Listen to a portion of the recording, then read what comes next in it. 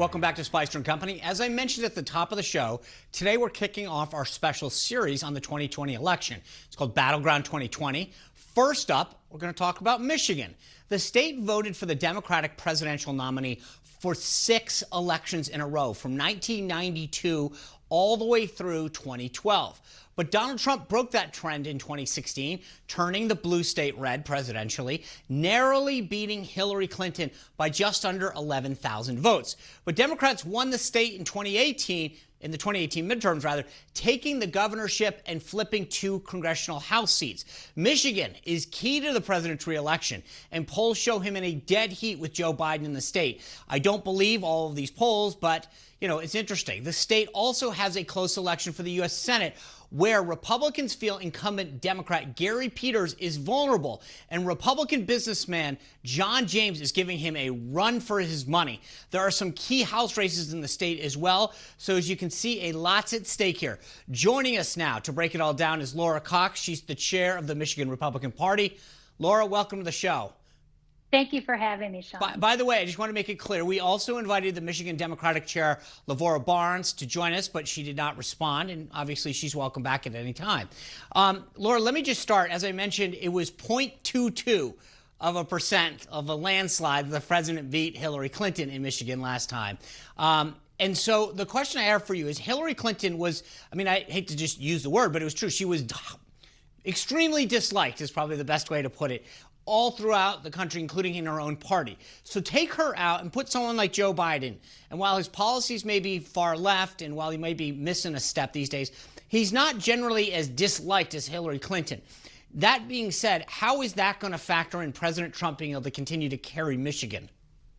You know, if Joe Biden comes out of the bunker and actually talks to the voters, does a press conference, I think it's been like 88 days since he's talked to the press, maybe people will be able to hear what something that Joe Biden has to say, an original thought. But right now, people are excited to reelect the president. We have over 70 people across the state embedded, working on the ground, training volunteers. We've talked to 3.4 million voters. We've never reached that high watermark, and we've reached it months and months early before the election.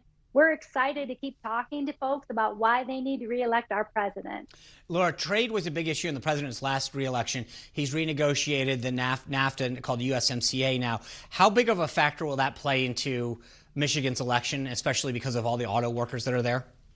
It'll be huge also for the agricultural industry as well in Michigan. And, you know, when the Democrats want to talk about the Green New Deal that would kill manufacturing and kill agricultural community, you know, that's not, the Democrats are not speaking to the people of Michigan. In Michigan, we are workers, we are America First workers, and the president has a track record of supporting that and will continue to do that. And we're excited to have him reelected. Now, as I mentioned, John James is running for Senate against Senator Peters. John James is an Army veteran. He's a successful businessman, a very attractive candidate. Where do you put his chances right now? He's the only time I want Army to beat Navy is with John James. He's absolutely the entire package. You know, he's a business owner. He signs both sides of the check.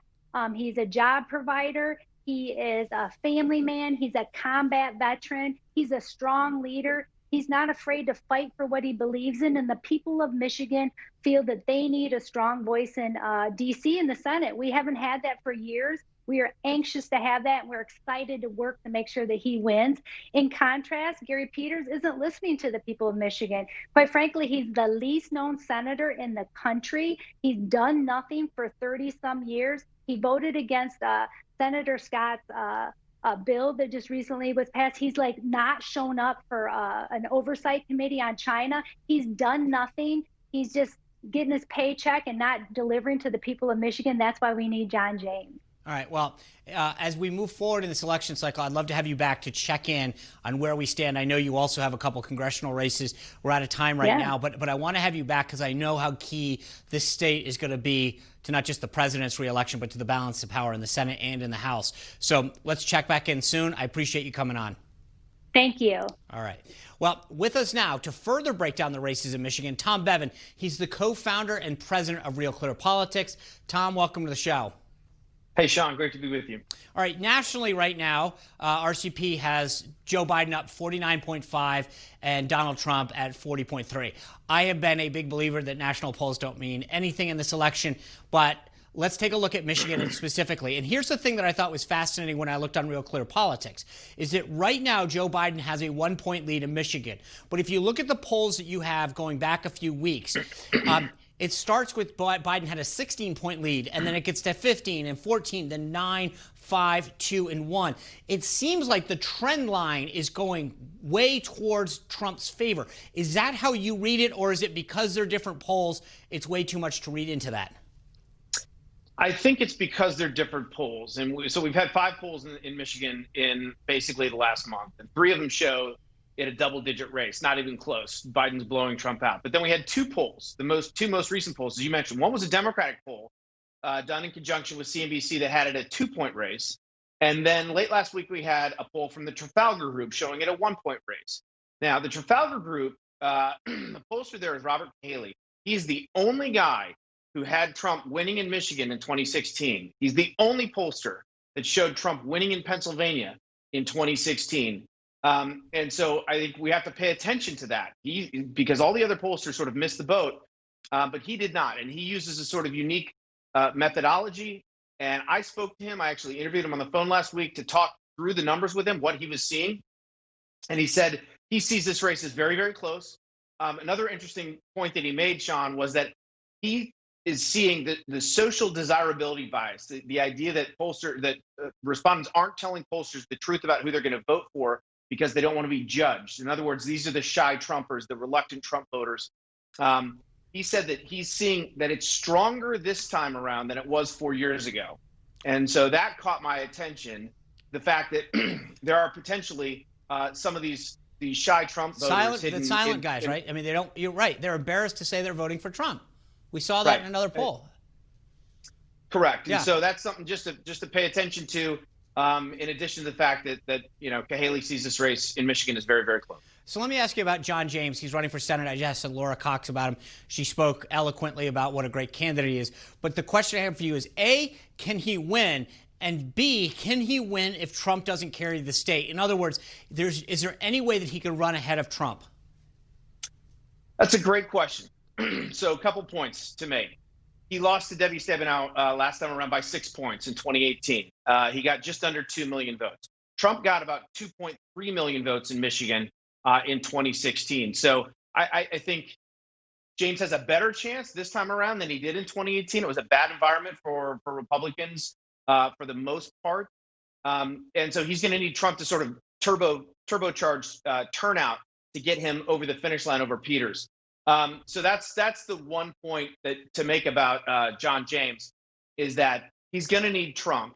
The other point to make is that in 2016, Sean, it was the first time in history that every single state that voted one way for president, whether it was Republican or Democrat, voted that same way in the competitive Senate races, right? There was never an instance where we had Donald Trump winning a state and a Democrat winning for the Senate race. This is the first time it's ever happened.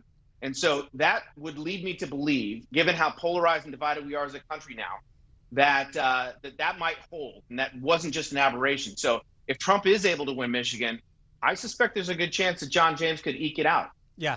No, I think that's true. I think one thing people forget, and this is what I mentioned to Laura Cox, is the president won Michigan by 10,704 votes. That's 0.22%. I mean, that's a razor's edge. That really comes down to, who gets their people out and who juices that base. And so it's going to be crucial. I think Laura mentioned the ground game that they have there. That's going to be crucial for both sides. Who's got their people, who identifies them, and who gets them out. Tom, as we go forward, I'm going to want to have you back to talk about some of these key races, because you're going to hear a lot of officials tell you that they can win them, but I know you're going to give us the honest ground truth about whether or not that's spin or whether they can actually pull it off. So thanks for sharing your insight to Michigan. Look forward to having you back soon. Anytime, Sean. Thank you. All right. Well, we continue our Battleground 2020 series tomorrow with Pennsylvania.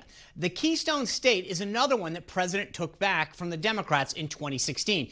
He's locked in a very tight race there once again, but the state also has some important House races. Sean Parnell is running in the 17th Congressional District. Here's what Republican Congressman Tom Emmer said about him last week.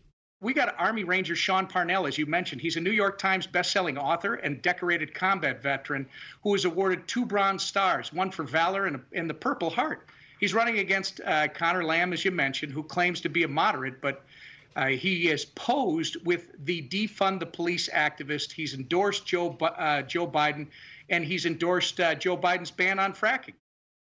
All right, well, Sean Parnell will join us tomorrow as we continue the Battleground 2020 series. Now, the Supreme Court has another surprising ruling today, this time on abortion. And it was Chief Justice John Roberts, once again, who sided with the liberals on the court. We'll have the details about that and talk about the legal and political implications next.